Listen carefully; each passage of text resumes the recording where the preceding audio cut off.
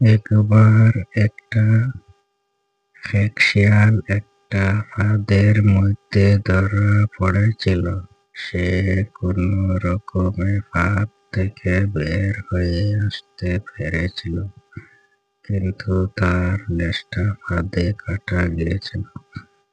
পাছে অন্য শিয়ালেরা তাকে লেজকাটা বলে ঠাট্টা করে।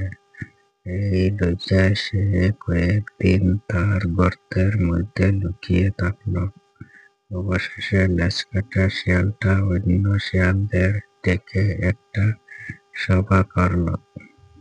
সেই সভায় সে বলল, বন্ধুগণ, আমাদের দেহের উপর রয়েছে একটা লেজের বোঝা।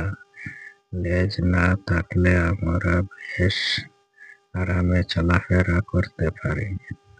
এই দেখুন, আমি আমার লেজটা কেটে বাদ দিয়ে কত আরামে আছি। তাই বলি, আপনারা আমাদের লেজগুলো কেটে ফেলুন। একটা দেড়ে শিয়াল বলল, আপনার পরামর্শ মানতে আমরা রাজি নেই।